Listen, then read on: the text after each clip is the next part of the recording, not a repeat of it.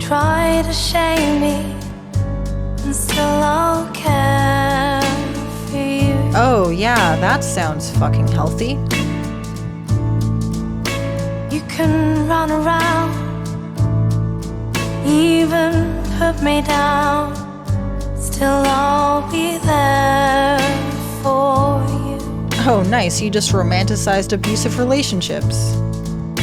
The world may think I'm foolish, they can't see you like I can. Yeah, and maybe they shouldn't. Oh, but anyone who knows what love is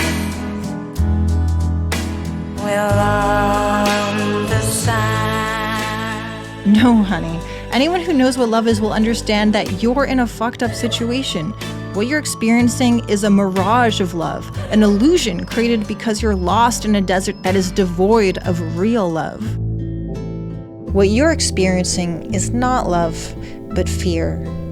Fear that without this sick simulation of love, you'd be alone. Fear of the unknown, fear of change, fear of yourself. Fear that this is the best you can do, that you couldn't possibly do any better than this, that you don't deserve any better than this. Fear that the best love you can expect is a love as painful and twisted and abusive as this. That's the best out of love that someone as damn near worthless as you can expect. Anyone who knows what fear is will understand. But just listen to that sweet, beautiful melody. It sounds so innocent and heartwarming that this must be a happy song, right? A real love song, not a cry for help. The melody creates an illusion that this is a song about love, like a siren song, meant to seduce you to keep on plummeting towards disaster and crash your ship straight into the fucking rocks. But what am I talking about right now? Am I talking about a relationship between two people, an abusive relationship masquerading as love? Or am I talking about the Black Mirror episode 15 Million Merits, and the relationship that Bing, Abby, and the other characters have with their technologies of media and consumption and celebrity worship? Mind-numbing distraction masquerading as art and entertainment, emptiness masquerading as substance, addiction masquerading as pleasure and choice. Or am I talking about the real world and the relationship between us and the political, economic, and social systems that exploit us, dominate us, degrade us? An abusive relationship which masquerades as something shiny and sparkly and beautiful. We tell ourselves that these are systems of freedom and democracy and progress. We tell ourselves that this is the best we can do, that we couldn't possibly do any better for ourselves. No, not this despicable, stupid, selfish, greedy excuse for a species we call the human fucking race. Are you kidding me? We're lucky things are as good as they are. Don't complain. Be grateful. Oh, but anyone who knows what love is will understand. Yeah, just listen to that sweet, beautiful melody. Isn't it nice? Freedom, democracy, progress. Let's just keep our ship moving straight ahead towards that beautiful sound. Never mind the rocks in the not-so-distant distance that are getting closer and closer. Never mind that this sweet, beautiful melody is the soundtrack of a mad death march towards extinction. The death of civilizations. Perhaps the death of our species. Perhaps the death of most species. Perhaps the death of most life. But what am I complaining for? Isn't this the best we've ever had it? It's not like I can offer something better, can I? Only half-baked and half-described and maybe sometimes even half-accomplished dreams of what might be if only our species was a little better than it actually is, right? Right? Right? Is this true? Or is this just the lie told to us by our abusers? What you say, bitch? You want to leave me? You think you can do better than me? Someone like you? Don't you know that you're fucking trash? Don't you know you're too stupid and weak and full of flaws to make it out there without me? Don't you know I'm the best you can do? I just feel so sorry for the ones who pity me.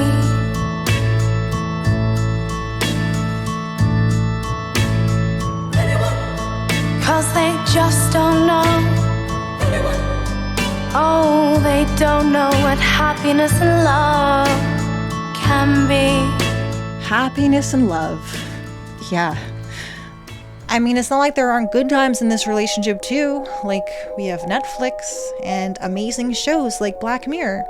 And I'm sitting here with a belly full of food in an apartment with heat and plumbing and electricity. I'm stunned every day when I go outside, and it isn't a riot with everything burning.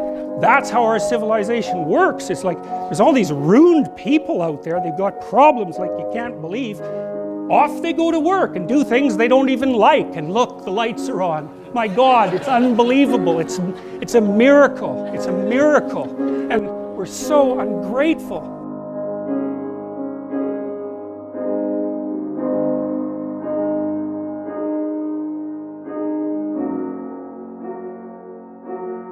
My ass is firmly planted in a comfortable chair at a desk with a laptop and software that lets me make videos like this, and a connection to the internet that lets me share these videos with the whole world. Or, at least like the 0.00003% of people who watch my videos.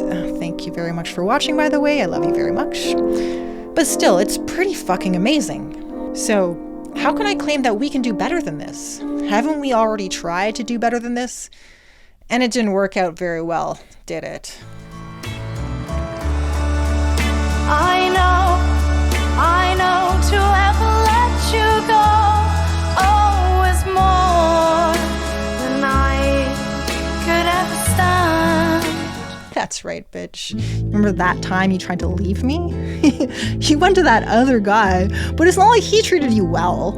And after that shit show ended, your sorry fucking ass came running back to me. And you're fucking lucky I took you back too.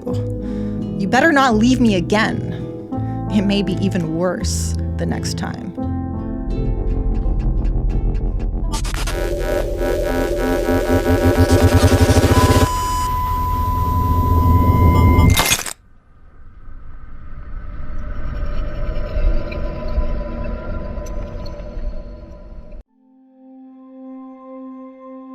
What do you see right now?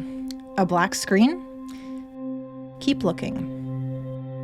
Do you see your reflection? Do you see a black mirror? When a screen is off, it looks like a black mirror because like any TV, any LCD, any iPhone, any iPad, something like that, if you just stare at it, it looks like a black mirror, and there's something cold and horrifying about that. And it was such a fitting title for the show. I quite like the fact that people are watching it on, watching it on their TV or on their laptop or their smartphone or whatever, and then when the end credits start running and the screen cuts to black, they see themselves reflected. The title Black Mirror is also a metaphor for the main theme of the show, which is that technology can be like a mirror, reflecting the darkest parts of ourselves and our society. I mean, I don't know what else we would have called it. Spooky technology time. Because although Black Mirror takes place in an imaginary future, this dark view of an imagined tomorrow is a dark reflection of reality today. It's a worried show. It's a show that's worried about today. Even though it's often set in kind of near futures or sort of allegorical futures, it's really always about now. Black Mirror shows us a future with amazing technology. And in many cases, this technology already kind of sort of exists in a less advanced, less developed form. which makes it easy to believe that there could be a not so distant future where the technology in Black Mirror is part of our daily life. Like, how much longer before this? I'm too hot, hot day. Call the police and the fireman. I'm too hot, hot day. Make a dragon wanna retire, man. Becomes this.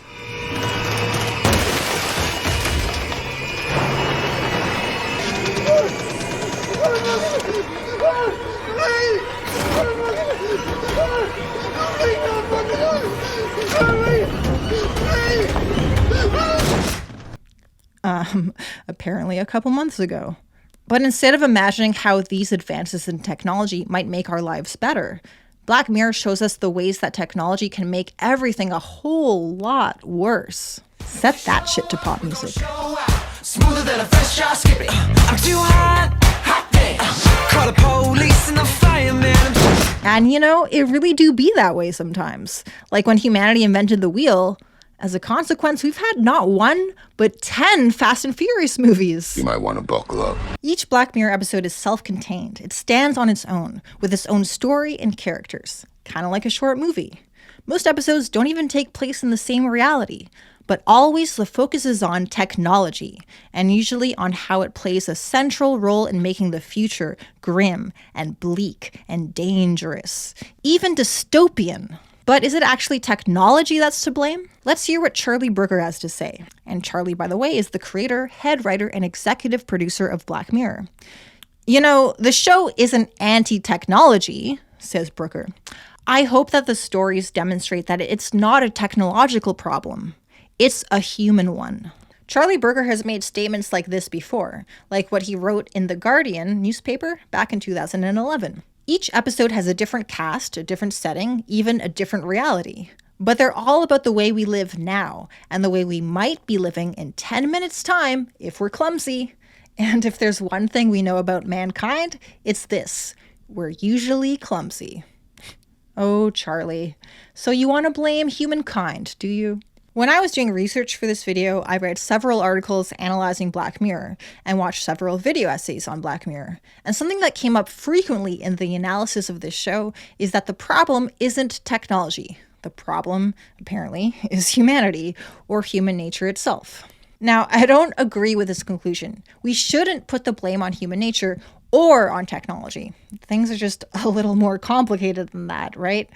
I mean, sure, human nature and technology are obviously both involved. I mean, they're not irrelevant, but it's not inevitable, right? Like, it's not like some law of the universe that humanity plus technology equals disaster and dystopia. Like, seriously, it does not have to be this way. And that's what this video essay is about. I want to answer the questions: what are the real reasons why technology keeps creating dystopian outcomes? And is it possible to stop this? Because even though dystopian outcomes are not inevitable, it is currently true that this humanity plus technology combination is in many ways incredibly fucking harmful and destructive, right? Like everything from technology that is obviously harmful, like nuclear bombs, right down to technology that is seemingly innocent, but ends up being harmful in a lot of ways, like social media.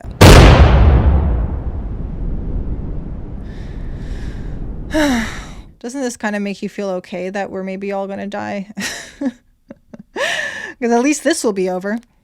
Okay, never mind. No. Don't listen to that. That's a very shitty, pessimistic view. There's lots of beautiful things too in this world. Let's remember that. Like, look at this. Aw, look at that. Isn't this worth fighting for? Mwah.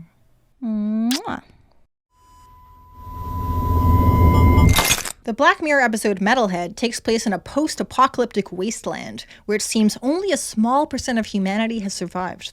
3 of these survivors roll up in a warehouse to get supplies, but as soon as they grab a box, they awaken a robotic guard dog, and this thing is a killer.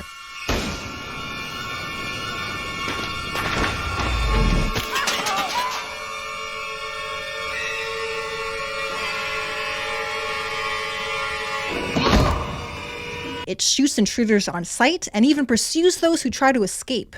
No matter how far they go, it tracks and hunts and tries to kill. This technology is straight up dystopian by design. But these robo-dogs wouldn't be guarding the warehouse in the first place if it weren't for the owners of the warehouse being all like, hey, you know what we should use to protect our company's private property? Killer fucking robots! And also, these robo-dogs wouldn't even exist if the owners of some other company, Boston Dynamics, hadn't been like, hey, you know what would make us lots of money? Killer fucking robots! I mean, it's true, right? Like, these robots were created due to humans valuing money over life. So obviously, the root of the problem is human greed. Is an argument I don't agree with, but I'm making here just to give you an idea of what kind of arguments other people make. Arguments which I will soon hunt down and destroy. The episode 15 Million Merits takes place in a world where media addiction has become a compulsory and institutionalized form of daily life. You watch videos or play video games all day while you're at work, and your home is a small room, a cell, really, where the walls are all screens and where pop-up ads can only be skipped by paying money. Call on Hotshot.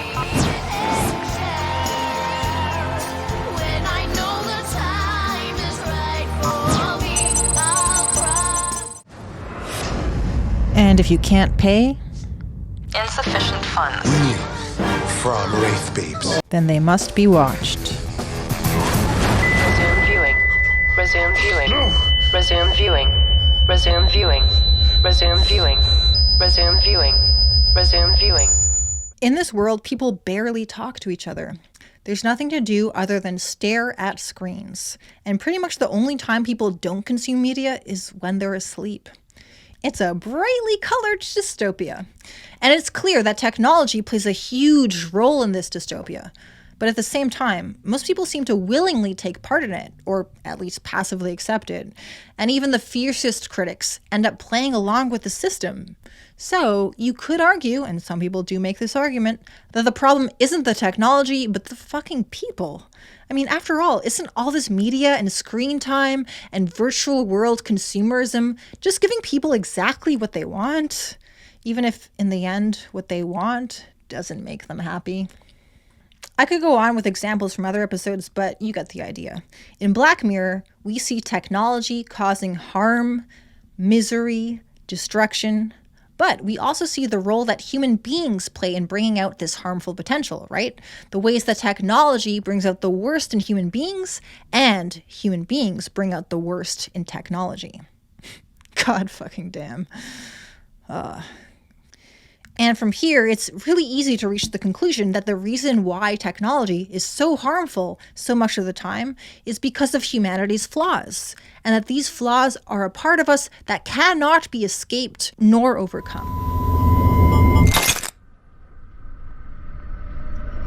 Now, I really think this is looking at things the wrong way. I hope I put enough reallys in there to convince you, but for those of you who are still not convinced by the airtight 5 reallys in a row argument, let me try to put forward an actual defense of that position. Or actually, let me allow philosopher and physicist Ursula M. Franklin to put forward a defense for me. What one needs to emphasize, and I try to do that, is that technologies are developed and used in a particular social and economic and political context. They arise out of a certain social and economic and political situation. They are grafted on something. They may enforce or stifle those institutions in ways that are not always foreseen or even foreseeable. So the problem with technology isn't technology itself, and it isn't humanity either, at least not in a way that's inescapable or that can't be overcome. The real problem is the economic and political systems that shape technology, shape what type of technology is created, and also what purposes that technology is used for. So if technology is causing dystopian outcomes, which, it kinda is, the blame should not be on human nature. It should be on our economic and political systems. And these systems from ancient times until today have generally been, pretty fucking bad, including those systems which claim to be something new and better. And okay. Yes, I do have to acknowledge that, like, hello, it's not like these systems were created by aliens, right? We, humanity, created our political and economic systems. So I can't say that these systems don't reflect human nature, because they do. But they reflect only one side of human nature, a very limited and narrow range of our human potential. Because human nature doesn't doom us to be like one particular way. We are a species with nearly endless possibilities, nearly endless possible ways that we can be. And some of those possibilities are like really, truly fucking great. And, you know, there are things within us that are worth fighting for, and things within us that are capable of fighting. 'Cause Uptown Funk gon' give it to you. 'Cause Uptown Funk gon' give it to you. 'Cause Uptown Funk gon' give it to you. Saturday night and we in the spot. Don't believe me, just watch. Come on.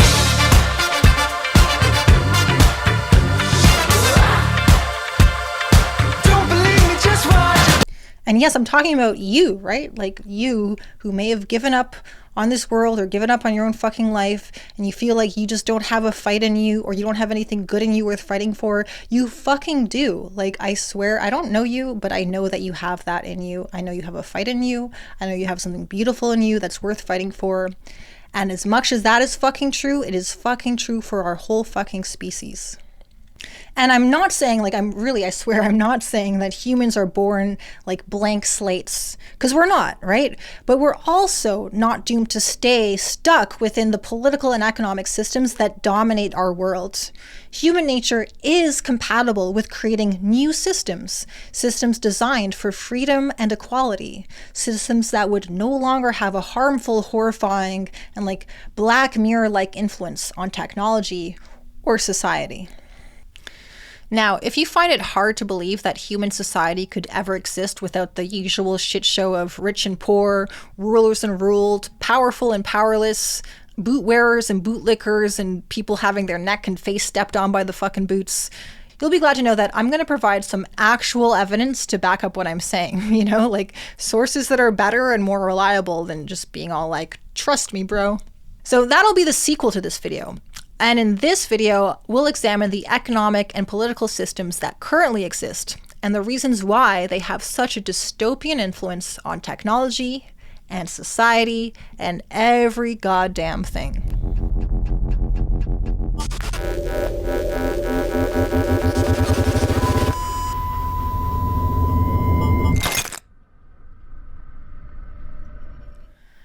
Every country on Earth has political and economic systems that can be accurately described as dominance hierarchies. Okay, so what is a dominance hierarchy? Let's start by defining hierarchy. This is when things are ranked one above the other, and this ranking can be based on anything. So, for example, you can rank episodes of Black Mirror Season 1 according to how long they are. You can rank them by IMDb score, and you can rank them by how many times a prime minister has sex with a pig, to name just a few examples. So that explains hierarchy. And dominance means power and influence over others, according to the dictionary. But I really think the power should be a lot more emphasized than the influence, but especially over others. So it's not just about having like power in your own life to do things. This is about power over other people. And so a dominance hierarchy is a hierarchy where the individuals who are higher up have power or dominance over those below. And in some dominance hierarchies, there's like only two levels, right? Top and bottom. Whoever's at the top is dominant and everyone else is lower ranking than the top, but they're equal to each other. Then in other dominance hierarchies, there are many different levels and each individual can dominate those below and can be dominated by those above. You can see dominance hierarchy in action when Captain Daly puts his feet on Walton. This is in the Black Mirror episode USS Callister, where Captain Daly uses his omnipotent power to punish anyone who won't submit to his authority. And this is an important point about dominance hierarchy. The system is enforced by violence and the threat of violence. It's this threat of violence that explains why everyone trapped in Captain Daly's virtual world is so obedient. Captain? Vanilla latte. Skim milk. At once. and goes to such great lengths to stroke his massive and fragile ego. Hip hip hooray! Hip hip hooray! For he's a jolly good fellow. For he's a jolly good fellow. For he's a jolly good fellow. So say all of us. God bless you, Captain. God bless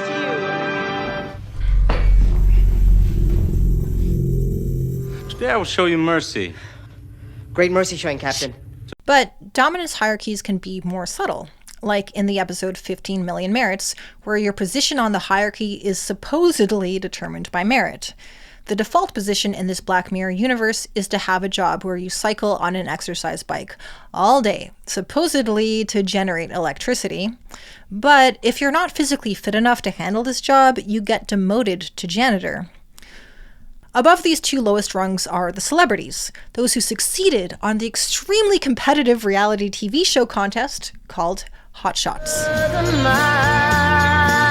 That wasn't good. That was beyond incredible!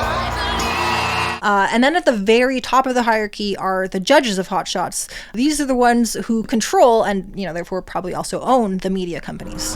She would be a star on our stream. A star. The slot on one of my streams where you can talk just like that. Presumably, the higher you go up in this hierarchy, the better your material living conditions become. And we can see this is definitely the case, at least when comparing how things are for Bing when he's a cyclist versus after he wins Hot Shots and becomes a celeb. I mean, just look at how nice Bing's place is once he's a celebrity. It's swanky, right? Well, I might even say bougie. And then look at where he lived when he was a cyclist. That is a little-ass place. Dominance hierarchy exists among other species of animals besides humans. Not all, but some, like chimpanzees, elephant seals, and chickens. Watch out for those chickens, yo. They'll fuck you up. Actually, I kind of wish they would fuck us up after the shit that we do to them. Like, honestly, if the fight broke out between chickens and humans, I know which side I'm on, and it's not our own.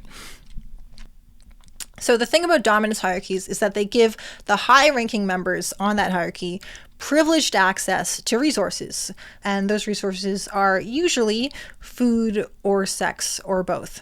So, obviously, this is just a straight-up shitty situation for the animals lower down in the hierarchy. The high-ranking members are taking more than their fair share. How do they get away with it? They get away with it because they've shown they can beat the lower-ranking members in a fight. Again, dominance hierarchies are enforced by violence and the threat of violence. Does this remind you of anything? Well, it should. The extreme wealth inequality that exists within every country and that exists between countries. This is characteristic of a dominance hierarchy, right? A system that is giving more resources to those higher up on the hierarchy.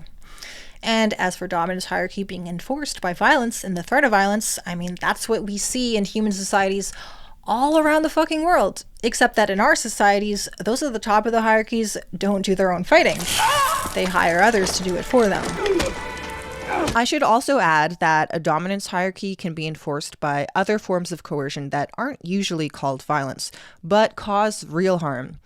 So let's say I can take away your ability to pay your rent and afford food, putting you at risk for homelessness and hunger.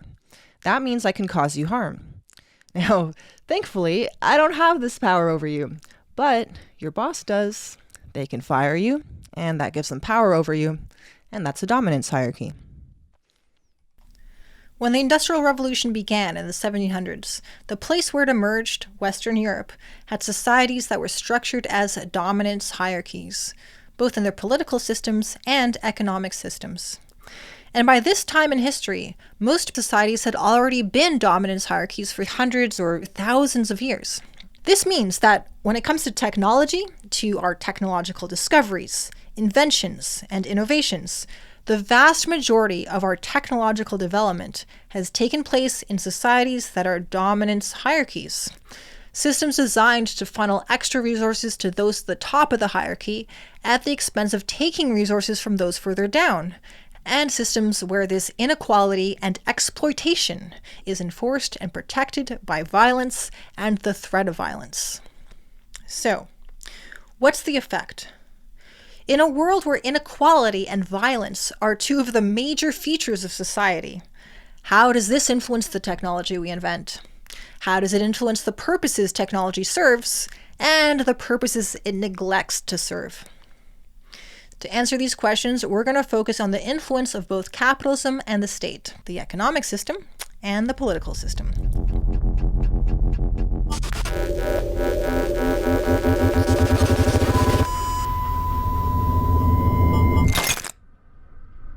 Capitalism. What the fuck is capitalism? Capitalism is the economic system that prevails around the world.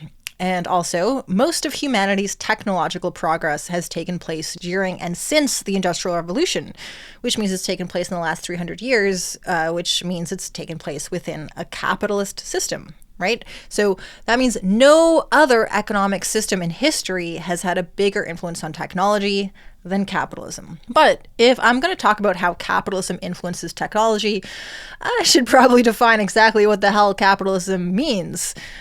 So here we go. Capitalism can be defined as an economic system with the following traits. Trait number 1, privately owned means of production. In capitalism, the factories, farms, offices, machines, and all the other means we use to produce things are usually owned by individuals. The government can also own some of the means of production, but this is way less common. Trait number 2, class division of capitalists and workers. In capitalism, the two main classes are capitalists and workers, though people can also fall in between. Capitalists make a living by owning capital. This could be a business or any asset that makes money. Workers, meanwhile, don't own capital, or at least not enough of it to make a living. And instead, workers make a living by getting a job, which brings us to trait number 3, wage labor.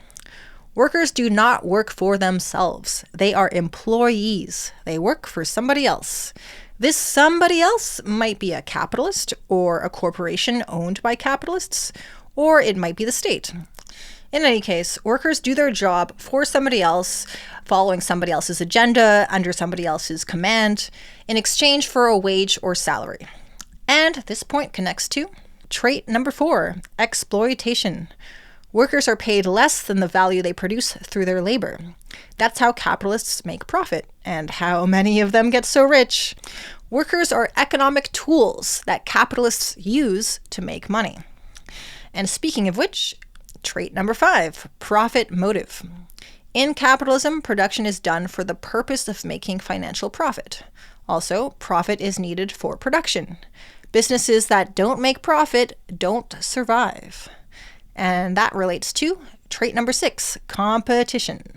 Businesses compete with each other to make profit. And finally, trait number 7, markets. Capitalism is mainly a market economy. Government plays a role too, but the market dominates. Okay, so now that we have a basic definition of capitalism, let's examine the ways it influences the development of technology.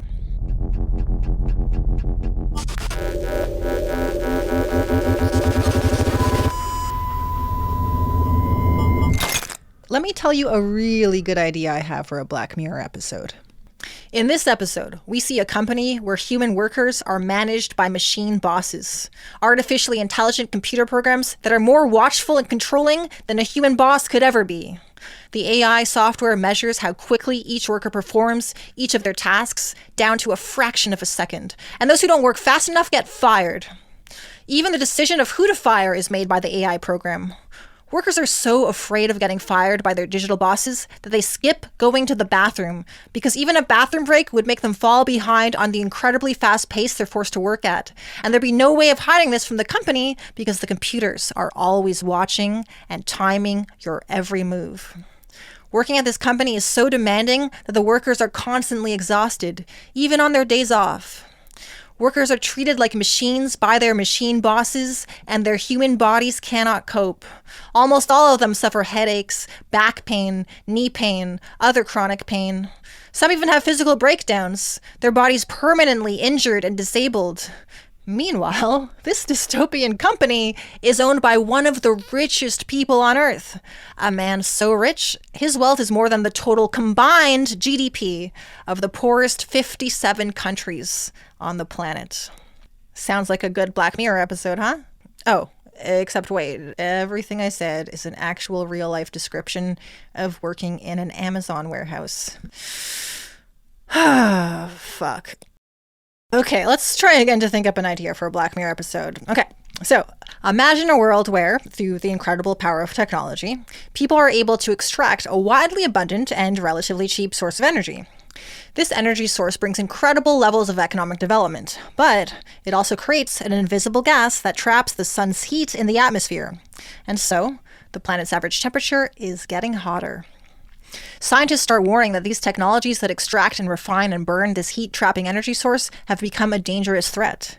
They warn that if this continues, it will cause unprecedented levels of crop failure and drought, food scarcity and water scarcity, more frequent and more deadly natural disasters, sea levels rising multiple feet, and levels of species extinction so massive that it threatens the web of life. Now, because this is Black Mirror and so everything must go badly, imagine that despite these warnings, the politicians and business leaders fail to do anything except small, inadequate actions. Governments even continue to provide billions of dollars annually to subsidize the corporations that produce and sell this dangerous energy source. And just to make this Black Mirror episode even more sinister, the politicians that run these governments are receiving millions of dollars in donations from these very same corporations that they're subsidizing.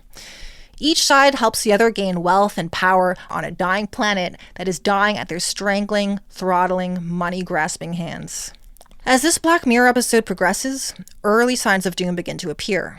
Forest fires burn more frequently, forcing people to flee their homes as they inhale toxic smoke under a hell-red sky. Hurricanes are more deadly, coastal flooding more severe, droughts more extreme. But these disasters are just the tip of a melting iceberg. Scientists warn that if drastic changes aren't made immediately, the consequences could be apocalyptic. Famine, starvation, and destruction beyond anything in history. Major cities disappearing underwater. Billions of refugees as people scramble to escape the drought and the famine and the death and the drowning cities. But still, the people in power are too stupid and too stubborn to make the necessary changes. Still, these idiot overlords continue business as usual. And still, the movements to stop climate change limit themselves to forms of resistance that are tame, toothless, and weak, incapable of overthrowing those in power, unwilling to even contemplate it as a goal that should be strived for. Social media buzzes loudly with fear and rage about climate change, while the streets remain orderly, quiet, subdued. Damn, now that's a dystopia. Would make a good Black Mirror episode. I'm just fucking glad we don't live in a world like that. Yeah. And now, on a completely unrelated note, check out these news headlines. Earth on its way to the biggest mass extinction since the dinosaurs, scientists warn. 5 billion people will face water shortages by 2050, UN says. Rate of environmental degradation puts life on Earth at risk, say scientists. Final call to save the world from climate catastrophe. Wait, final call? When was this written? 2018. Oh, fuck.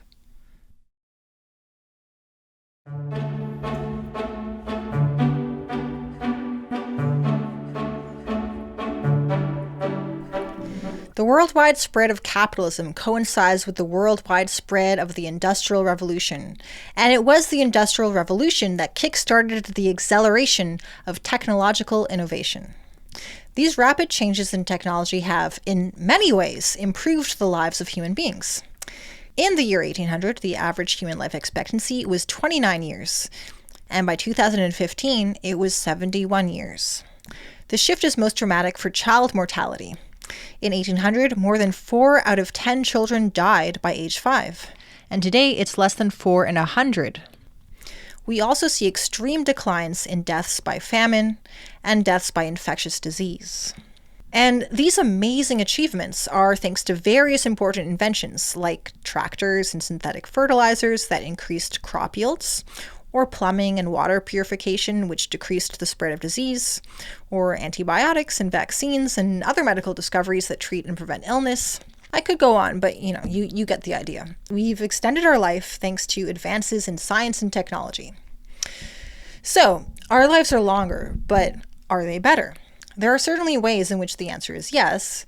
We have access to so much more comfort and convenience, art and entertainment, knowledge and information, mobility and possibility than we did 1,000 or even 100 years ago. But at the same time, there are ways that our quality of life has deteriorated. Our society has become more alienating, failing to meet our human needs for connection and community, freedom and autonomy, esteem and competency, purpose and empowerment. Many people feel their lives are empty, lonely, and unfulfilling. Technology has given us the ability to extend life and also the ability to destroy life in ever more powerful ways. We see this in the technologies of war,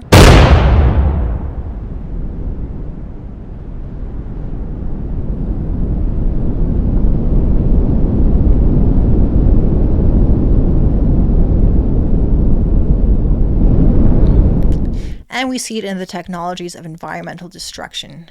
Destruction which is causing not just climate change, but multiple ecological crises, each one with the potential to fuck our shit right the fuck up. And that's exactly what it's doing.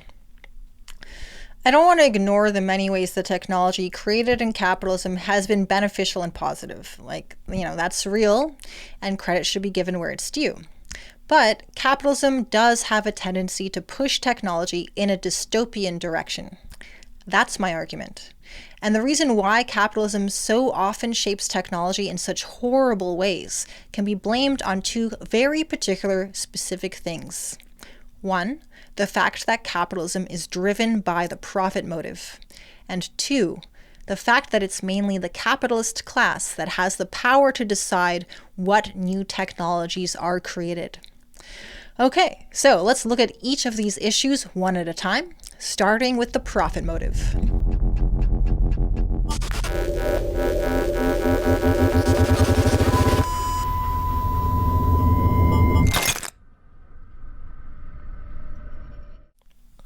Point number one. Capitalism is an economic system that is driven by the profit motive, the motive of financial gain, of making money. So the goal of a business is to make profit. And, the people who run a business may also have other goals. They maybe want to create a great product. Maybe they want to provide an important service. But whatever other goals a business may have, there is always the goal of making profit. Point number two. In a capitalist system, profit is more than just a motive. It's mandatory. If a business doesn't make profit, it won't survive. And if a business doesn't make profit a high priority, it will suffer negative consequences. Point number three. So because of this, businesses face heavy pressure to place concerns of making profit above all other concerns, like concerns about the environment, or concerns about workers, or consumers, or animals, or anyone, or anything else. Normally, you might think that for someone to care more about profit than they care about people or the planet, they'd have to be a particular type of person, a particular type of scumbag, really. Someone who is extremely lacking in normal levels of empathy and compassion. But actually, and this brings us to point number 4, because of how capitalism works, the decision to place profit above all other concerns, it ends up being just pretty typical business behavior. Even business owners and managers with high levels of empathy will be faced with intense pressure to place profit above all else. And that's because, point number 5, these business owners and managers who choose to resist this pressure and place other concerns above profit will most likely face economic consequences that are damaging to their business. They're much more likely to go out of business, and even if their business does manage to survive, it's far less likely to grow beyond a small scale. And it's virtually guaranteed that it's not going to grow to a large scale. And that's because they have to compete against businesses that absolutely do not give a fuck about anything else and do make profit their top number 1 priority. And this business competition is fierce. In the United States, only 1 in every 3 businesses survives its first 10 years. And statistics are similar in other countries.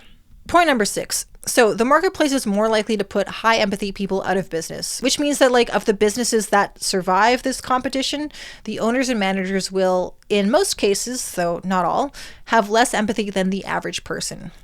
And when it comes to the larger and more successful businesses, this tendency is even more dramatic. Because pretty much once you get to the biggest businesses, the chance of anyone managing to make it that high, having any decent level of empathy, it just keeps going down and down and down. Because the kind of things you have to do to make a business that's successful are not fucking pretty. They're really just not. They're really not the kinds of things that people who actually give a shit about other people are willing to do.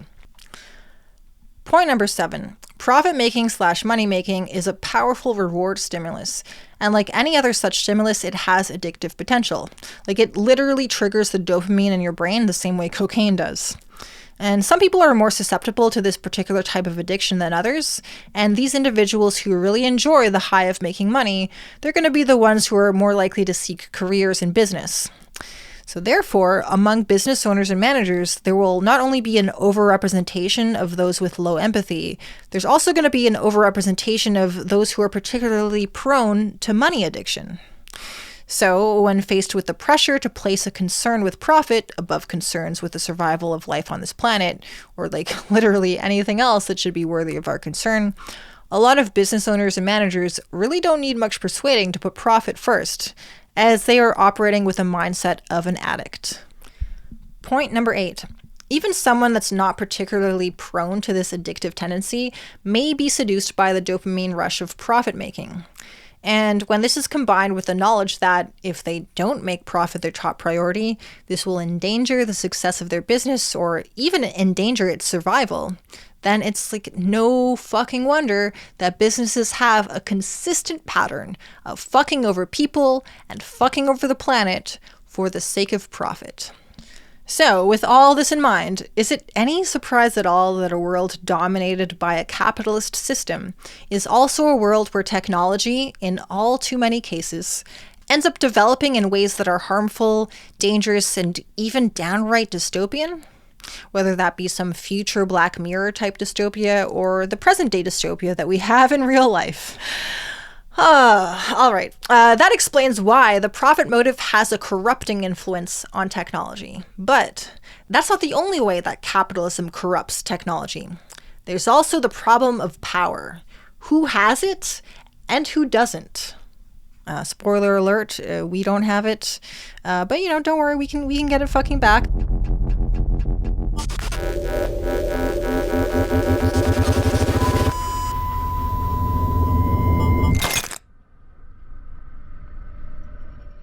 Oh, and that reminds me, I have another good idea for a Black Mirror episode.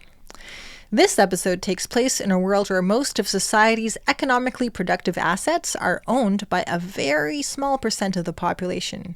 And this small percent of the population, they are not defined by any race or religion or gender or nationality or anything like that. They are simply defined by the fact that they are owners and the fact that they are wealthy enough to be owners. They own and control the media. They own and control housing, buildings, real estate.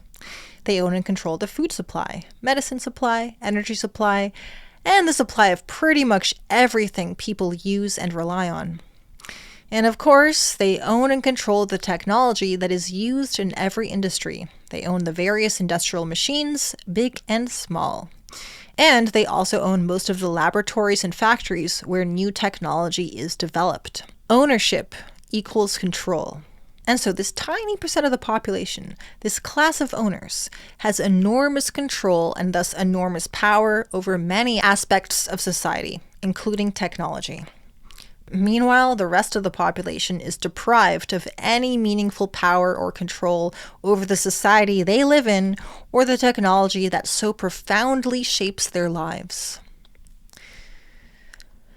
Another disturbing aspect of this Black Mirror episode is it takes place in a world of extreme inequality. The poorest half of the population owns less than 1% of the world's wealth, and the richest 1% of the population owns nearly half the world's wealth. Yeah, I know, right? What a dystopia!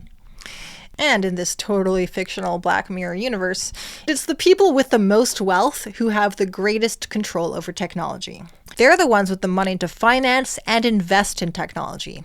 invest in its research and development and expansion. As a result, the types of technology that get created and the types of purposes it's used for tend to be anything that makes the ultra-wealthy even wealthier, regardless of what kind of horrible consequences this creates for people, or for animals, or for the planet. Holy shit. I mean, the very thought of that makes me shudder, which is why it would make a great episode of Black Mirror. Now, I'm just so sorry to be the bearer of bad news, but in the real world, it really is true that a very small percent of the population owns and controls most of the economy. I know, it's so shocking. I'm sure you're all very stunned and surprised by this revelation. These people are called capitalists, or the capitalist class. And along with an excessive amount of power, the capitalist class also has an excessive amount of wealth. Not every capitalist is rich, but the richest people in any society are capitalists. So, one of the things the capitalist class does with their financial power is fund research and development in science and technology.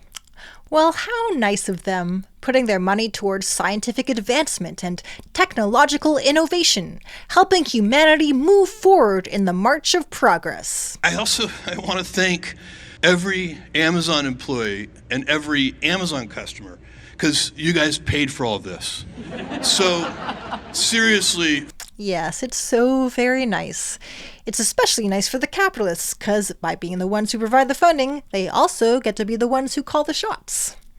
They decide what gets funded and what doesn't. They decide which inventions and innovations will be pursued and worked towards, and which will be ignored and neglected. How nice for the capitalists. And nicest of all is they get to choose to only fund the creation of technology if and when it is likely to make them profit.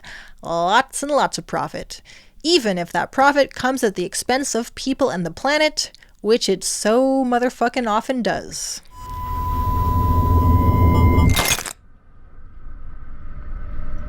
Wanted, scientists who work in pursuit of truth, knowledge, and discovery. The candidate who fills this position will be free to choose their own topics for research and/or development.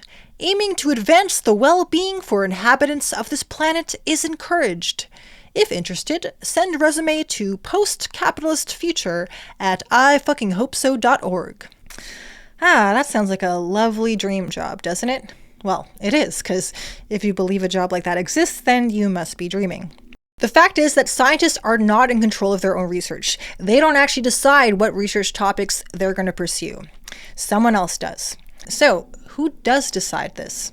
Well, as the physicist Jeff Schmidt puts it in his book Disciplined Minds, to ask who determines the topics that individual scientists work on is to ask who in society scientists serve in their work. The decision about what topics a scientist will research is a decision made by the scientist's employer, by their boss. And who is their boss? Well, most scientists are employed by private industry, and so the research they work on is decided by corporations and capitalists. And so even though there's a huge, diverse range of research topics that scientists in private industry work on, the thing their research always has in common is that the main goal is to make profit, and more profit. Though I guess some of them are trying to make even more profit, so, there's some difference. Jeff Schmidt discusses this in Chapter 4 of Disciplined Minds, and he makes this point nice and clear and concrete with the following example. A look at the General Electric Company's main research and development facility illustrates how industrial scientists get their research topics.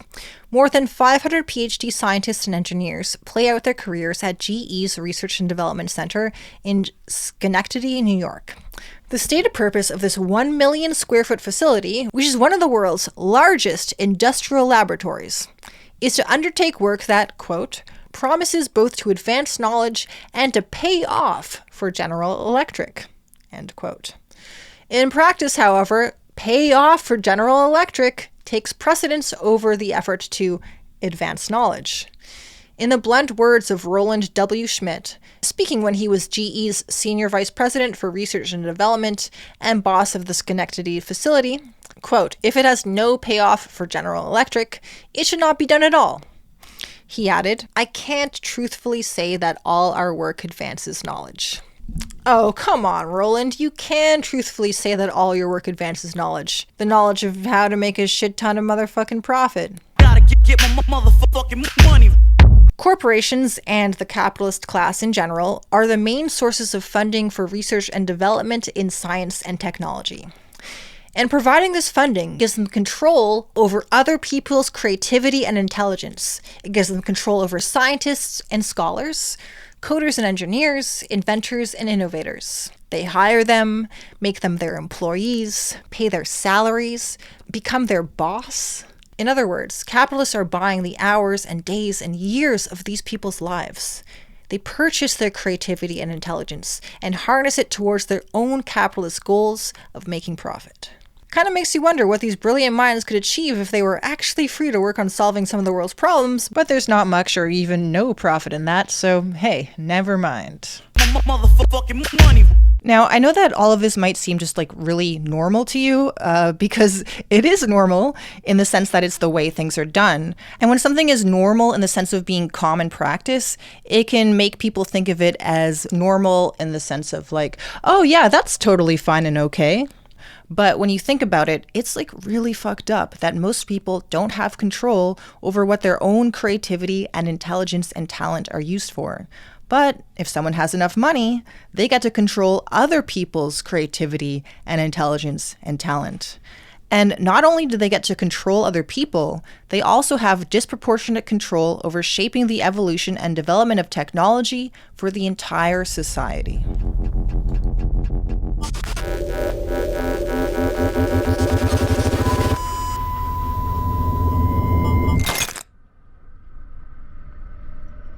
So that is capitalism, a system where technology and the economy are controlled by a tiny elite of rich owners who value profit above all else. In a world like this, it's just really not at all crazy to imagine that Black Mirror's various nightmarish scenarios might actually come true. Imagine a society like in the episode 15 Million Merits, where our lives are utterly overtaken by screens, just totally overtaken by virtual entertainment, virtual consumption, virtual sex, and virtual selves. As we meanwhile lose our real sense of self, lose our real human connections, and lose our diversity of artistic and cultural expression, as all art and culture become subsumed under the ownership and control of just a small handful of media companies. All tiny cells and tiny screens, and bigger cells and bigger screens, and fuck you! Fuck! So, could a situation like this be profitable? Could it be monetized in a way that would satisfy the financial interests of powerful corporations? And this question, the question of whether a scenario could be profitable, is one of the most important questions to ask when trying to evaluate how likely or unlikely a potential dystopian future might be. Could it be profitable for a company to create extremely efficient killing machines that are sold as security guards? Or maybe sold to militaries to fight wars? Or sold to governments to attack citizens? Could it be profitable for a company to create an implant that records everything you see and hear? A device that would allow you to have perfect access to all your memories, but would also enable you to drive yourself insane by obsessively focusing on the past? Not to mention give the government powers of surveillance and privacy invasion beyond what was imagined by George Orwell in 1984? Mr. Foxwell, could you just rewind me your last 24 hours? Possibly there for me, please?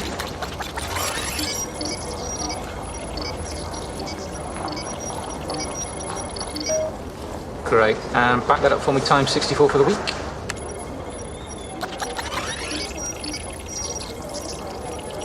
That's great. Enjoy your flight, Mr. Foxwell. And could it be profitable for a company to create a machine that can read people's minds and reconstruct their memories? Maybe to sell this machine to insurance companies like we see in Black Mirror. Or maybe profit could be made by selling it to governments and police departments that want to forcefully extract information from people who refuse to talk. Could it be profitable for a company to create a brain implant that creates an immersive video game where your worst fears seem as though they've been brought to life? Okay, maybe it wouldn't be profitable as a video game, but might this technology be profitable to sell to governments that want to torture people in the most horrible ways without leaving any visible marks or scars? Oh, no! If all these technologies are profitable, then all these scenarios are plausible. Or at least they will be plausible so long as we have an economic system that is driven by and dependent on the profit motive, and where technology is shaped and controlled by a tiny fraction of the population who are extremely rich and obsessed with getting richer. And maybe you're just thinking like, no, none of this is plausible or likely because this technology itself is implausible and unlikely. Well, you might reconsider that when you realize that all these technologies are already partway developed. The killer robots in Metalhead, may I present the not quite yet killer robots of Boston Dynamics, which have already been purchased by police departments. The implant that never stops recording, as seen in episodes like Entire History of You and White Christmas. May I present Google Glass? I love the fact that I can have a camera right here recording great moments all the time. And also the recent developments in brain implant technology. You can thank Elon Musk for that shit. The mind-reading device in Crocodile. May I present whatever fucking dystopian technology this shit is. Like, what the fucking fuck? Can you believe that shit? Like, seriously, like, honestly, like, what the fuck is going on here? Like, do you see that? This is real shit. Like, this is actual real shit. Like, I fucking, like, honestly, like, I just don't even, I just can't even, I, like, literally fucking can't even with this shit. Bro, I'm just gone. I just can't. Fucking words, they're not even, no. Yeah. I mean, ugh. Oh my god. It's crazy. It's like actual, it's real. Look at this. It's, what the fuck? They're reading our fucking brains now. Oh my god. 10:43 a.m. The brain implant in playtest that makes you feel like you're trapped in your worst nightmare? Just take augmented reality technology. When you put on Apple Vision Pro, you see your world and everything in it. Your favorite apps live right in front of you. Combine it with mind-reading technology that apparently we fucking have now, and combine that shit with brain implant technology. And sure, none of these technologies are like nearly as advanced as we see in Black Mirror, but how much longer will it take until they get there? It's a genuinely scary thought. But you know what else is scary? The dystopian shit that is already happening. All of it made possible by technology that already exists. Black Mirror, when it's at its best, is about technology and dystopia. And it's hard to think of anything more on brand than a world where the technology that powers the economy is marching us towards the possible collapse of civilization and possibly even the end of our species and the end of most life. You know, you can't get much more dystopian than that. Life evolved on planet Earth 3.7 billion years ago. And since then, there have been 5 mass extinctions, where between 75 to 96% of all species went extinct, never to exist again. Gone forever. All 5 mass extinctions were caused by extreme climate change. These cases of climate change were caused by natural events, like, for example, a large number of volcanoes releasing huge amounts of carbon dioxide. But in our time, it's our own technology that's releasing huge amounts of carbon dioxide. It's been 65 million years since the last mass extinction event. Are we on the verge of another? This is yet to be determined, but it's a real possibility. And that point is screamingly emphasized by 11 climate scientists in an article they published last year. They say, research suggests that previous mass extinction events occurred due to threshold effects in the carbon cycle that we could cross this century. Right, so the things that triggered mass extinction before, we're about to hit those thresholds. So, you know, buckle up, kids. We're in for one hell of a ride. And this same article asks, could anthropogenic climate change result in worldwide societal collapse or even eventual human extinction? Can you believe these are the kinds of questions that scientists have to ask? Like, we're living in a world where these are the questions that we have to ask ourselves. What a silly world. Anyways, the authors say that although it's not certain, it is certainly possible. And though it may not be likely, we also don't know if it's not likely. Like, we just literally just really, really don't know how likely or unlikely it is. I mean, climate scientists, they try to model these things, they try to like take various factors into account, but there's always a bigger margin of error than you would want when you're dealing with the question of like whether your species is going to survive. So like the risk of our fucking ourselves over to the point that we just cease to exist is like, you know, there's a real possibility there. Not saying it's going to happen, but just saying like it's not off the fucking table.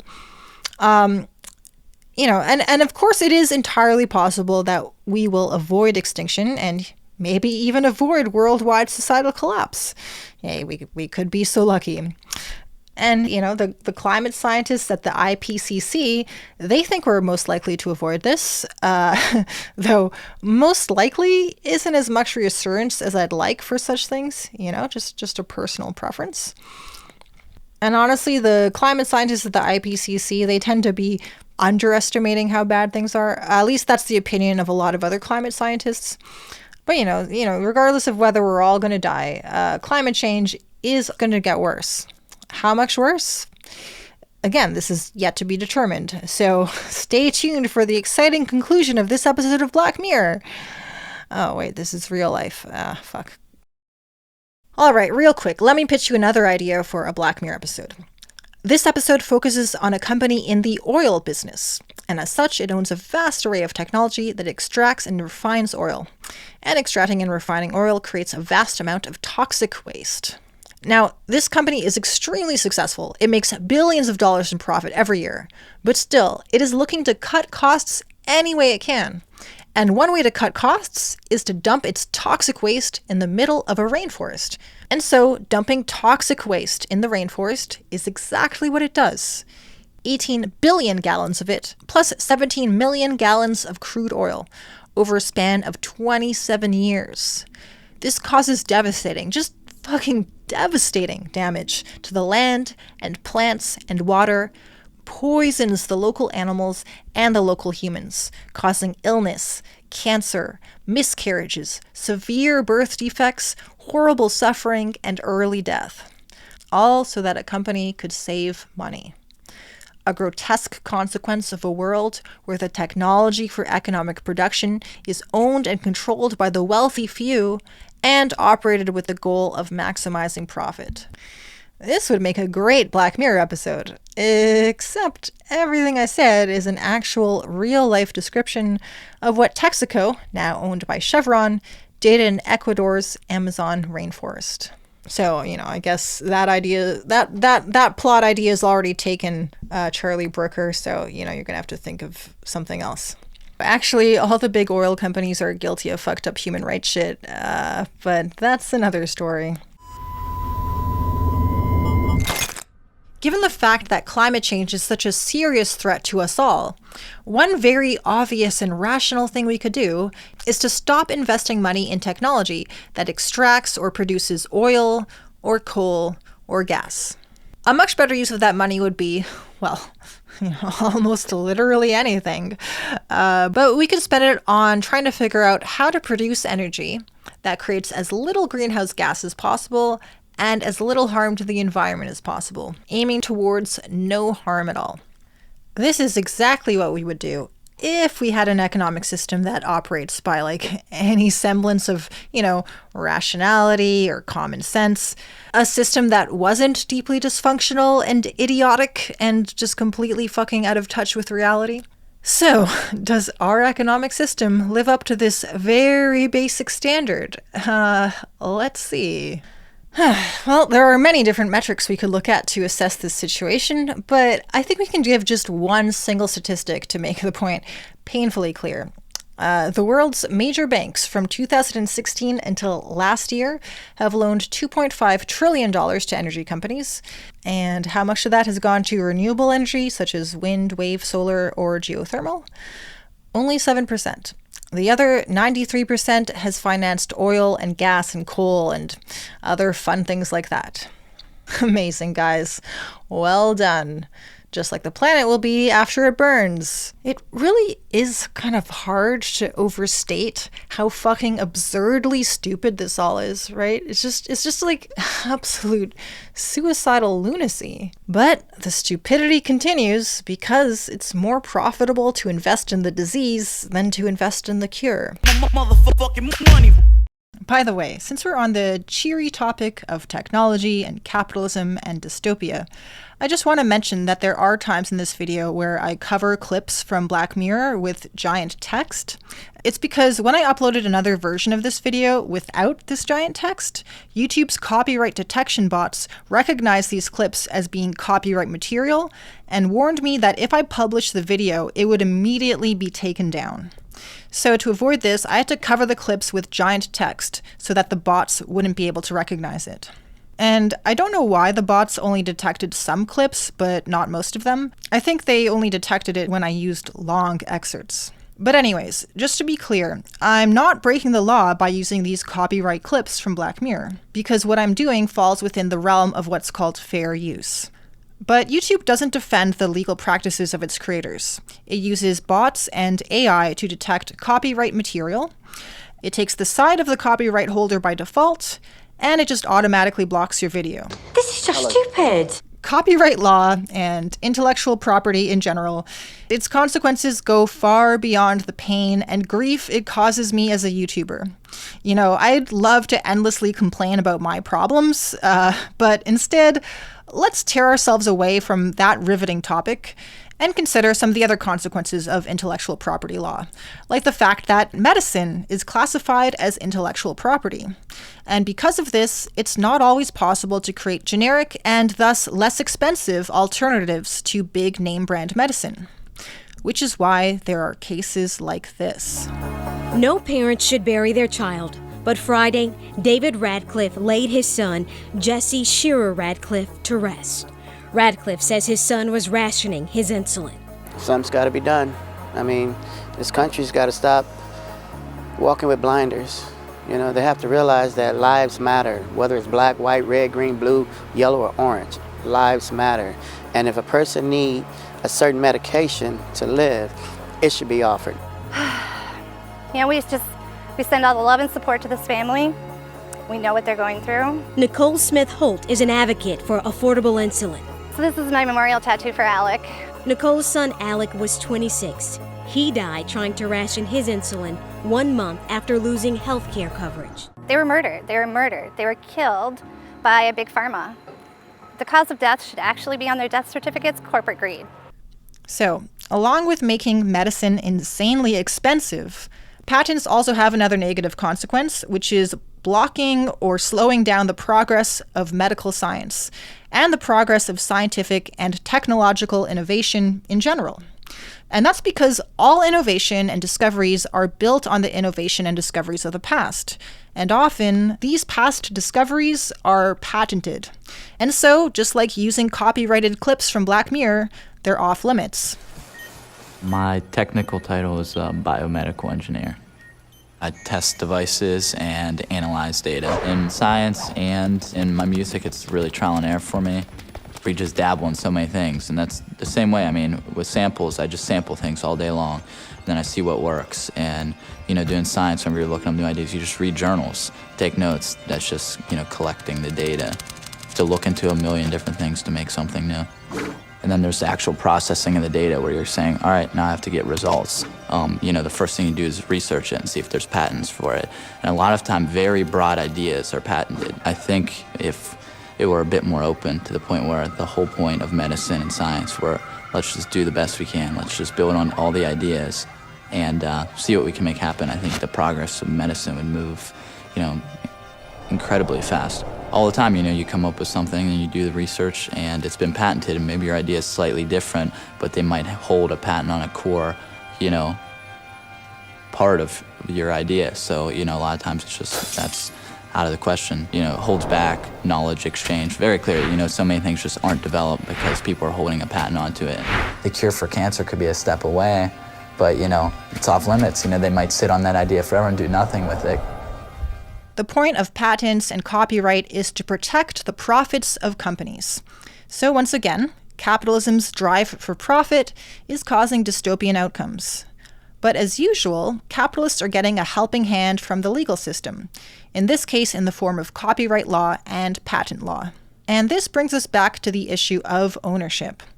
The reason why the capitalist class is so rich and so powerful is a direct result of them owning such a huge amount of property, but specifically economically productive property.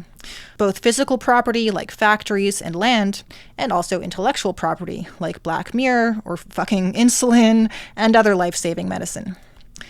And their ownership of this property is only possible because it's protected by the legal system, which means it's protected by the state.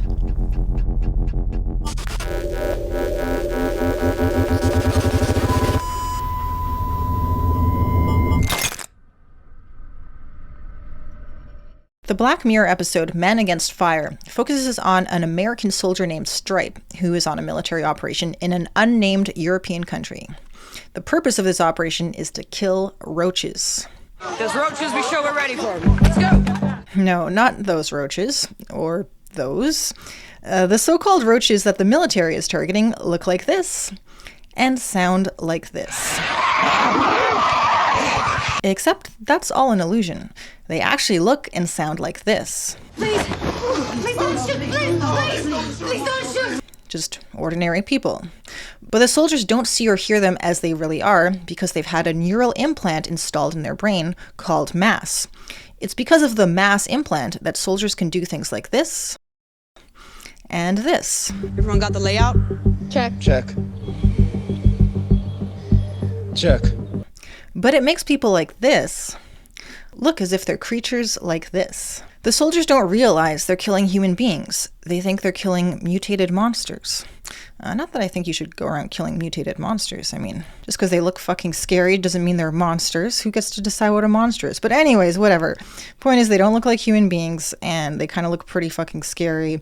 And so, you know, they've been told they're evil and destructive, and that they should be killed. And that's what they're doing. But when Stripe is on his first combat mission, his neural implant gets damaged, and so the next time he sees so-called roaches, Hey, calm down. he sees them as they really are. My name was Katerina. He was Alec. Now we're just roach. Soon, Stripe learns that the goal of this military operation is genocide, to seek out, hunt down, and kill innocent people. The purpose? Eugenics. Do you have any idea the amount of shit that's in their DNA? Higher rates of cancer, muscular dystrophy, MS, SLS, substandard IQ, criminal tendencies, sexual deviances. It's all there.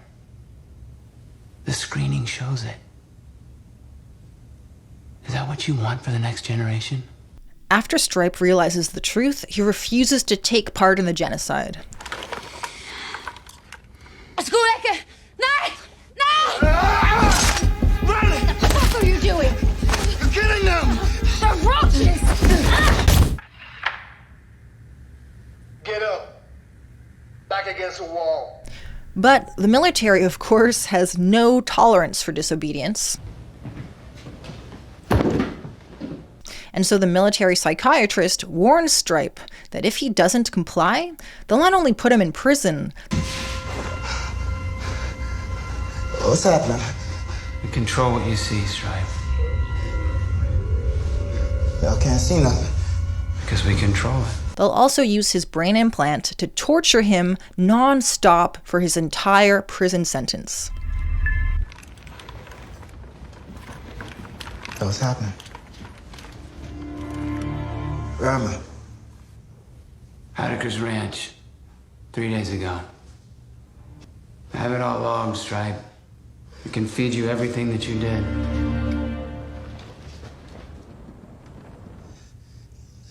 Hey, no. Please don't shoot! Please don't shoot! Please! Nah, make it stop. Make it stop!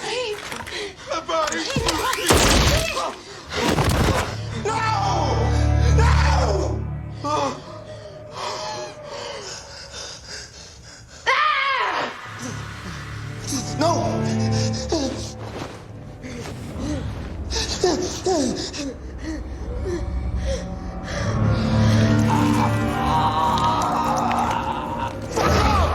Stop it!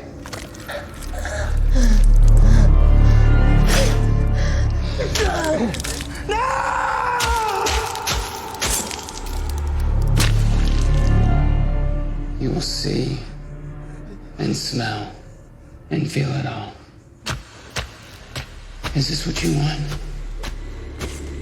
On a loop, in a cell all alone?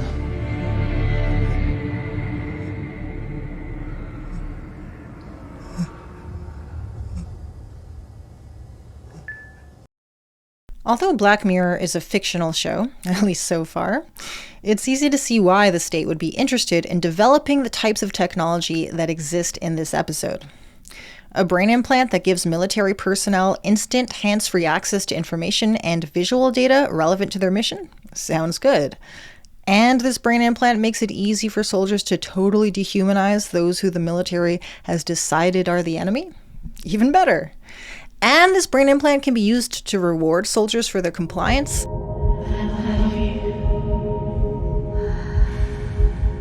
And punish soldiers who disobey or rebel, torture them without leaving a mark. Now we're talking. The state, or the people in power who control the state, love any type of technology that can be used for domination and control. But before we explore this further, we should start with a much more basic question. What is the state? Many people use the word state as a synonym for government, and though it's true that every state is also a government, the nature of the state is more complicated and less innocent than that. Probably the most popular definition of the state comes from sociologist Max Weber, who defined the state as the institution which, quote, successfully upholds the claim to the monopoly of the legitimate use of physical force in the enforcement of its order. So in other words, the state has coercive power, and it uses this power to rule over a geographic territory and rule over everyone who lives in that territory. A state could not be a state without institutions of violence and force, like the military, police, and prisons. Institutions that can force the population to submit and obey. They use force to make you do what the deciders have decided you must do. They use force to make you do what the deciders have decided you must do. They use force to make you do what the deciders have decided you must do. Another guy who has a pretty famous theory of the state is Karl Marx. He observed that the state tends to serve the interests of the economic ruling class.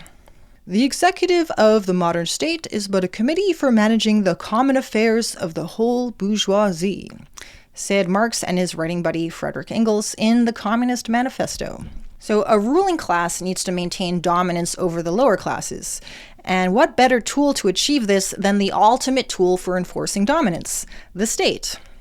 Even the modern, supposedly democratic state still protects the power and wealth of the economic ruling class. It still caters to the rich above everyone else. Democratic or not, every state monopolizes power in a tiny fraction of the population. And as a result, whoever controls the state sits at the top of a power hierarchy above the rest of society. To quote the anarchist and Santa Claus lookalike, Peter Kropotkin, the state is necessarily hierarchical, authoritarian, or it ceases to be the state. Okay, thanks, Santa. So that is the definition of the state. And now let's ask the question, what kind of influence does the state have on technology? It is a hugely fucking profound one. One of the things that states do is pay for the creation of public infrastructure, and the type of public infrastructure they've invested in, perhaps more than any other, is roads and highways. Governments of the world have spent trillions of dollars covering their countries in pavement for cars to drive on and park on, and also paying to repair and maintain this infrastructure. And by doing this, they have created a world where transportation must be centered on cars and gasoline, rather than on trains and subways and other types of public transit that are less shitty for climate change and the environment in general.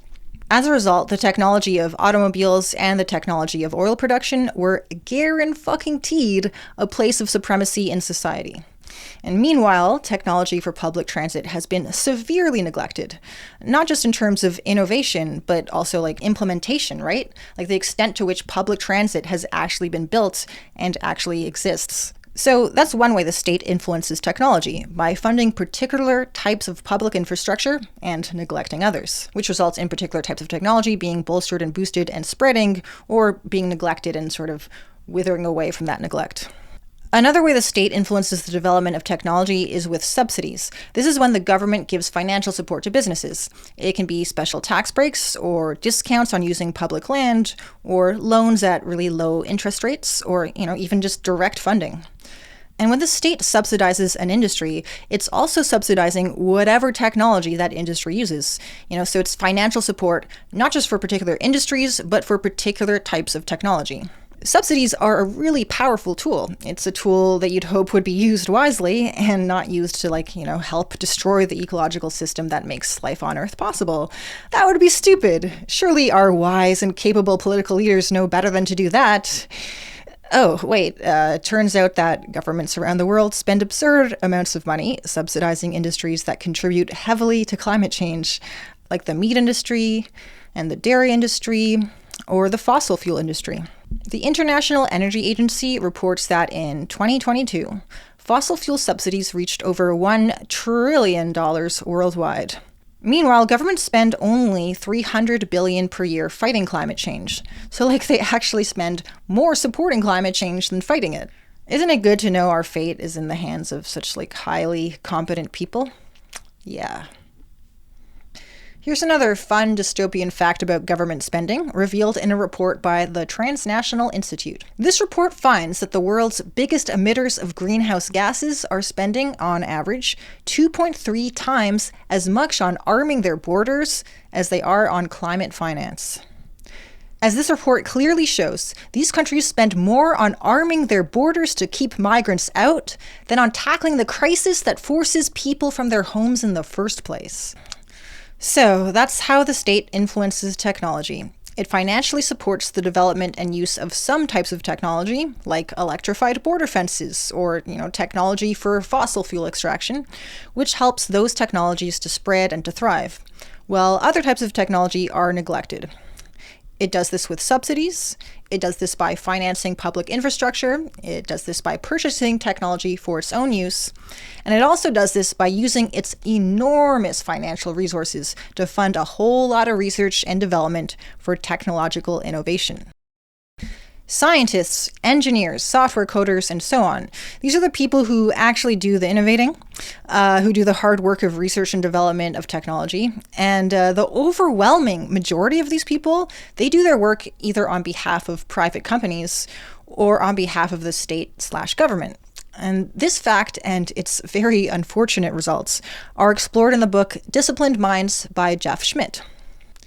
95% of the more than $220 billion worth of research and development done each year in the United States is sponsored by industry or government, reports Jeff Schmidt.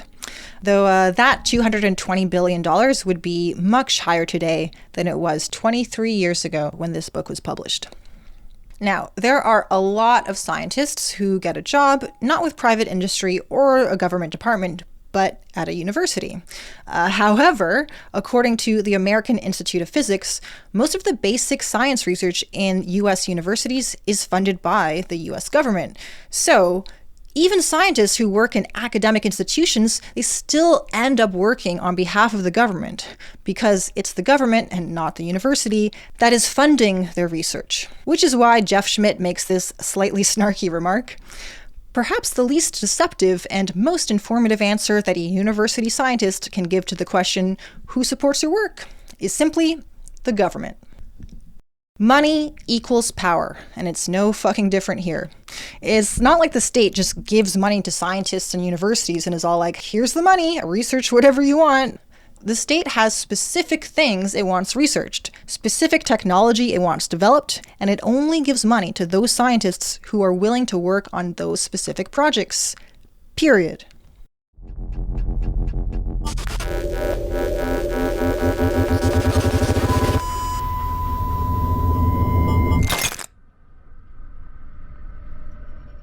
Now, I could easily talk about technology the state has sponsored that has a socially beneficial purpose, like, the internet, without which the world would have never been graced with videos like this. For me, I really like cone. I love cone. Cone. Have a bite. Then look at this then. I can't imagine a more beautiful thing. I hope you have a cone-tastic day. A corn-tastic day?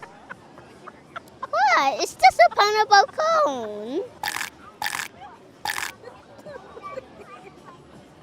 Do you like corn? No. Or videos like this. Whoa, that's a full rainbow. All the way. Double rainbow. Oh my God. It's a double rainbow all the way. Whoa, that's so intense. Whoa! Oh my God! Oh my God! Oh my God! Woo! Oh wow! Woo! Yeah! Oh my God! It's so bright and vivid. Oh! Oh! Oh! It's so beautiful.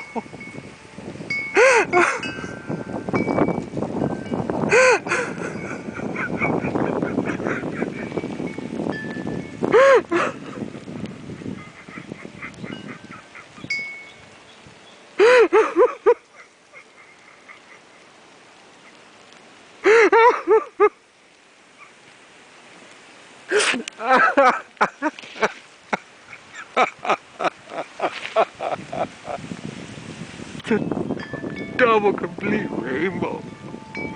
Oh, my front yard.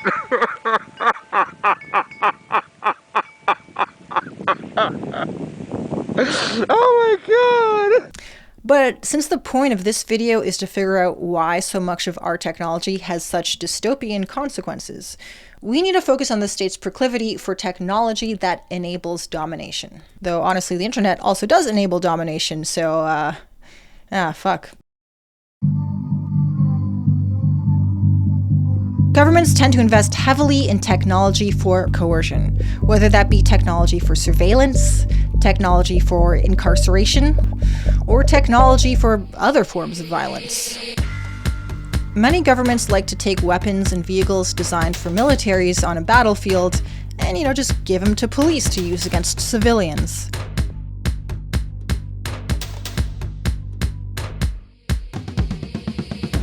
Speaking of militaries, that's another realm of technology the state loves to invest in. If you add up the most recent annual military budget of governments in every country around the world, it amounts to $2.2 trillion. More often than not, at least in the United States, scientists who do government-funded research end up working on developing technology for the military. Or as Jeff Schmidt puts it, in light of the intimate intellectual relationship between many university faculty members and the military, and the large sums of money involved, one could argue that these professors are in essence part of the military, despite the fact that at university ceremonies they wear academic robes rather than Army, Navy, or Air Force uniforms. When politicians get up and give their speeches, they like to give magnanimous reasons for war, like freedom, democracy, liberation, whatever. But the fact is that war advances their own political and economic power. And if that means people have to die, so be it.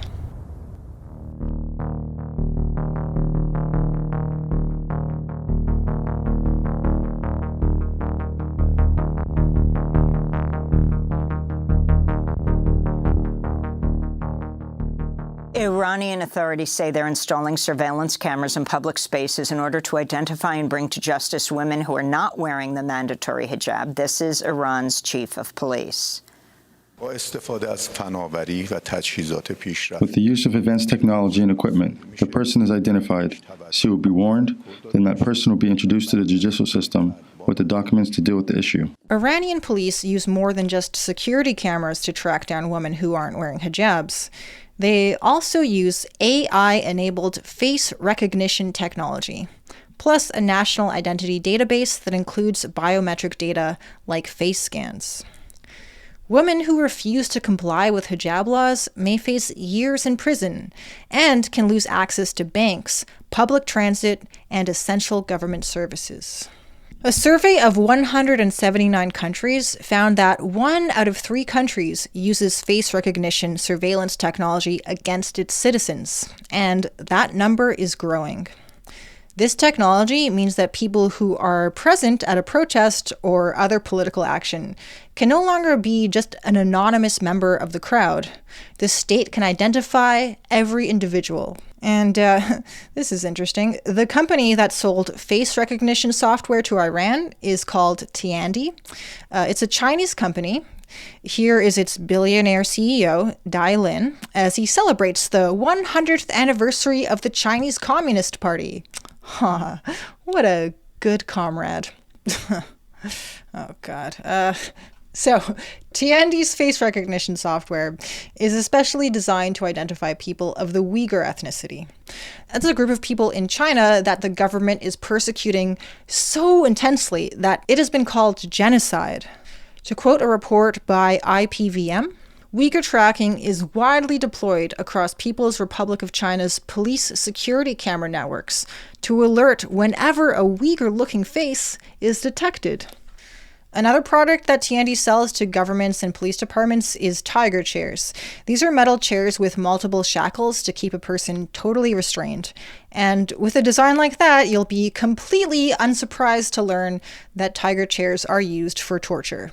Now, I know what you're thinking. Restraints, shackles. These tiger chairs don't sound very high tech, they're just not very Black Mirror. Like, this is technology that we've had since, the fucking Middle Ages, even, the Bronze Age or some shit. Like, come on now. Okay, true. But the tiger chair is meant to be used with another Tiandi-made product, the Smart Interrogation Table. What's a smart interrogation table? Well, you know how there are smart fridges and smart TVs? It's like that, except for torture. And again, I know what you're thinking.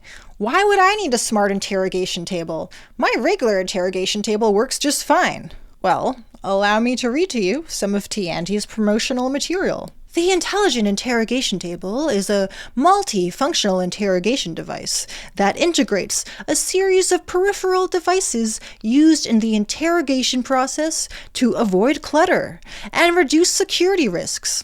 It integrates a touchscreen central control system, electronic evidence, and transcript verification. One-click control, which simplifies the complicated procedures of case handling personnel's inquiries. Yeah. And improves the efficiency of case handling. Wow. Nice euphemisms. Shout out to all the political prisoners with PTSD from case handling.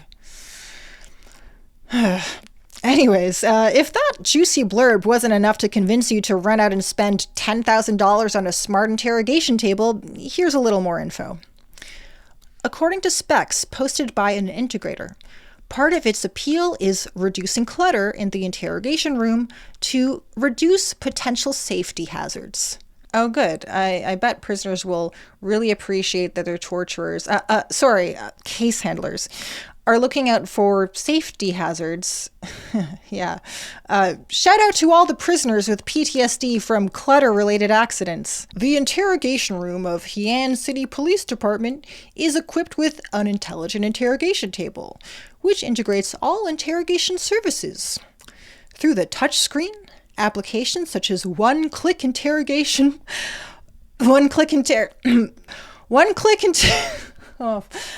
Oh, fuck me. Okay, I know it's not funny, but it's really not. It's fucked up. But one-click interrogation, folks. That's where we are. That's the innovation we're coming up with in this society. I'm just surprised they didn't say one-click case handling. Anyways, let's get back to talking about how the government is spying on you, which they are right now. They know you're watching this video, and now you're on a list, by the way, so I'm sorry. It's too late. You might as well finish watching it. You're already on the list. In 2013, a brave guy named Edward Snowden leaked highly classified information about the NSA, which stands for National Security Agency. And these documents proved that governments of several countries, with the help of phone companies and tech companies such as Google and Facebook, are doing mass surveillance of their own population and people in other countries. In the United States, the National Security Agency keeps track of everyone you email, text, or call, and tracks the time, duration, and location of the calls. And worst of all, they also record phone calls and keep copies of texts and emails. The NSA specifically targets the communications of everyone. It ingests them by default. It collects them in its system, and it filters them, and it analyzes them, and it measures them, and it stores them for periods of time, simply because that's the easiest, most efficient, and most valuable way to achieve these ends. So this isn't just something they're doing for targeted individuals. They're just doing this all across the board for like everyone.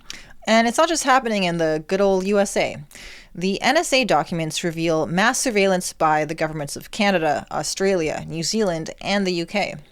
And of course, other governments spy on their citizens too. That's a well-documented fact. The United States Holocaust Memorial Museum has a website tracking all of the world's ongoing mass killings. And it defines mass killing as a situation where, within a 1-year period, armed groups purposely kill at least 1,000 civilians who are part of a targeted group. So, as I say these words, there are 21 ongoing situations of mass killings in the world. And 12 of these, more than half, are mass killings led by a state. So, in other words, governments mass murdering their own civilians. The state murdering civilians is a story as old as the state itself. And according to research by political science professor R.J. Rummel, during the 20th century, states killed an estimated 262 million unarmed civilians. 262 million. And it's really important to point out that this estimate does not include civilian casualties from war. It only includes killings that are considered intentional, such as extrajudicial killings, people dying in concentration camps, and also, and this one is controversial, deaths due to things like deliberate famines. Now, others have criticized Rummel for overestimating the number of people who've been killed by their government, mainly because of things like counting deliberate famines. But even if the true death count is only like, let's say, half of 262 million, or like even if it's just like 10% of that, it still shows that states have a pattern of murdering unarmed civilians. And what's the motive of all this murder? In most cases, it's because the people who control the state want to get rid of anyone who's a threat to their power, to destroy their political opponents. For example, in Indonesia in 1965 to 66, the military set out on a mass killing campaign against just anyone who was even vaguely left-wing. Like, they didn't even have to be an activist, just people suspected of sympathizing with the wrong group or having the wrong opinions. Between 500,000 and 1.2 million people were hunted down and killed. In the 1960s, 70s, and 80s, governments in various countries, especially in Latin America, launched campaigns of violence and terror to destroy the political left. Right-wing governments killed, tortured, and imprisoned tens of thousands of leftists. And this was always done with the approval or even assistance of the United States government, and often governments from other so-called Western countries as well. Really not a surprise, as the US has done its own terror campaigns against American leftists. During these bloody campaigns of violent persecution, many of these political dissidents, they were able to avoid prison and escape death because they went into hiding or they fled the country. And some even managed to take part in underground resistance movements against these murderous states. And just think about how much fucking harder it would have been for them to escape if their governments had the advantage of 21st century technology like face recognition and internet surveillance. The problem with state surveillance goes beyond the massive violation of your privacy. Far worse than seeing your dick pics or whatever is that it's now easier for the state to identify and track down people it considers a threat to its own power or the power of the ruling class. Now, I don't want to give the wrong impression and make it sound like the state is all-powerful and can't be defeated, because it can, even now with all their advanced technology. When it comes down to it, there's more of us than there is of them. And there's also the hope for soldiers to mutiny, to stop obeying their commanding officers, to break free of the military and join the good guys, which is something that has happened several times in history. Fuck you, I won't do what you tell me. Fuck you, I won't do what you tell me. Fuck you, I won't do what you tell me. And if we create a movement that is striving to create a new society and is offering something much better than what we have now, presenting an alternative that's actually worth fighting for and joining and taking the side of, then many of those soldiers will probably want to take our side. I'm not saying that defeating the state is easy. I'm just saying that it's possible. It's been done before and can be done again. So I know this video is generally, kind of as a bleak and might even feel like a hopeless tone, but I really don't want to give a hopeless impression, because there is definitely hope. I wouldn't be making this video if I didn't think that's true.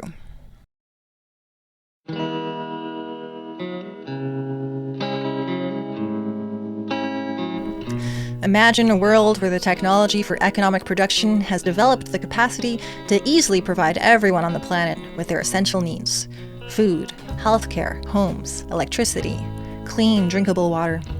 And yet, despite having the technical and technological capacity to do this, the economic and political systems are so fucking dysfunctional that billions of people lack the basics. 1 in 4 people don't even have clean drinking water. Another 1 in 4 people don't have access to medicine. And 1 in 11 people are malnourished because they don't have enough food. That would make a good Black Mirror episode. Oh, and, just to make this episode even more sinister, this world would be one where even the people who are affluent enough to have their needs met, they've got enough food, they've got their healthcare, they've got a decent place to live and all that, they're still, in many cases, quite fucking miserable. Much of their life is spent at jobs they find boring, stressful, and exhausting, lacking passion, purpose, or freedom.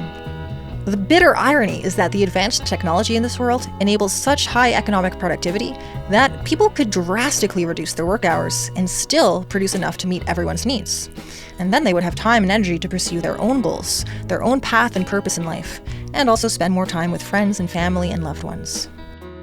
But none of that happens, because this is a world where the economic system has a never-ending need for growth and profit, and is thus dependent on making and selling products for frivolous consumerism, and dependent on creating shoddy products that quickly wind up in the trash so they can be sold and sold again and again, forcing people to constantly work to produce more.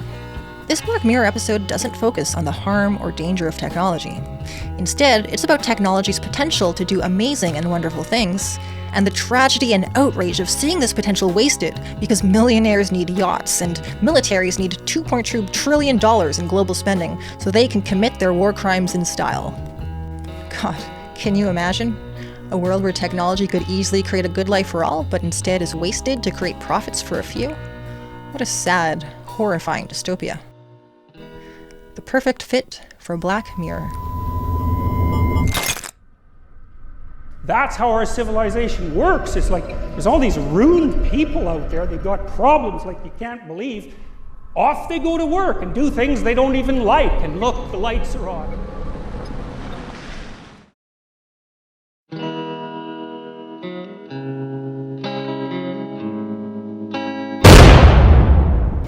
The first nuclear bomb was detonated on July 16th, 1945. It was just a test, and it was supervised by a physicist named J. Robert Oppenheimer. Later, Oppenheimer said that as he watched the humongous explosion from a safe distance, it brought to his mind a quote from the Bhagavad Gita.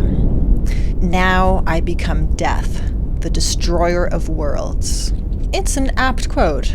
The invention of nuclear weapons has caused our survival to rest in the hands of just a few politicians, the leaders of the 9 nation-states with nuclear weapons, who at any time could literally decide to end it all by ordering their subordinates to press a few buttons. The development of the nuclear bomb took place under what was codenamed the Manhattan Project. It involved 4 years of intensive research, a budget of $2.2 billion US, equivalent to about $40 billion in today's money, and the tireless work of nearly 130,000 employees. God, that's a lot. Many of them among the most brilliant minds of their generation. Anyway, so nuclear bombs are horrible, but I still find this so inspiring. It's not inspiring because what they did was good, but because it really shows you what we can accomplish when we just really come together. Like, inventing a nuclear bomb, as just horrible as that is, it's really hard to like overemphasize what a technically just extremely difficult thing that was, especially for the time. It was like one of those problems that at the time just seemed pretty much impossible. Like maybe this can't fucking be done. Like, there's a good chance we're just gonna fucking fail at this. Like, it seemed one of those technically insurmountable goals to achieve. It just shows you like what can be accomplished, like what we're capable of when we like, you know, organize ourselves and like harness our resources and bring together a lot of different talent, that we can solve problems that seem unsolvable, that seem impossible, that like we can achieve great things. In this case, it was great in the sense of like the enormity of it, the difficulty of it. I don't mean great in the sense of like it was a good thing. But yeah, it makes you think of like, hey, what if we harnessed that level of talent and resources for like solving our actual fucking problems, you know, like climate change, for example, or solving our many other environmental crises. Or we could redesign the technology and methods that we use for economic production so that our economy no longer relies on unsustainable resource extraction. Because, you know, that shit can't last forever. Or how about, I don't know, like finding new ways to heal trauma and treat mental health issues that don't rely on drugs with shitty side effects and don't have like such a high failure rate. And, you know, maybe also some fun things like inventing extremely cheap zero-emission air travel so we can all go see the world and have adventures. In other words, imagine if all the technology and physical resources and human effort and human brilliance that gets used on innovations and inventions for war and repression and domination and making the rich even richer and sending those rich people to fucking space and other shit that only benefits the wealthy and powerful was instead directed towards innovations to solve the problems of this world and make it a fucking awesome place for everyone to live. That'd be fucking nice, huh? We could do it too. I swear we could. It's that vision of that type of world that is why I made this video. And, I don't know. I hope it helps. Speaking of making the world an awesome, beautiful, and lovely place, near the start of this video, I made a really big claim. I said that even though dominance hierarchy is part of human nature, that human nature has other potentials and is completely compatible with political and economic systems designed for freedom and equality. Systems that would no longer have a Black Mirror-like influence on technology or society. This will be the focus of the sequel to this video, and we'll also look at egalitarian societies, societies with no dominance hierarchy, that existed mostly, but not exclusively, in humanity's prehistoric past. And we'll also see what they can teach us for how to create egalitarian societies in today's modern and technologically advanced world. And of course, we'll also talk more about Black Mirror. That's all coming up in the next video. Until then, thank you for watching. And if you want to help my channel, you can share this video with someone you know, and consider donating to me on Patreon, Ko-Fi, or PayPal, links in the video description. But either way, I sincerely hope that you're doing well, and remember to love yourself and each other.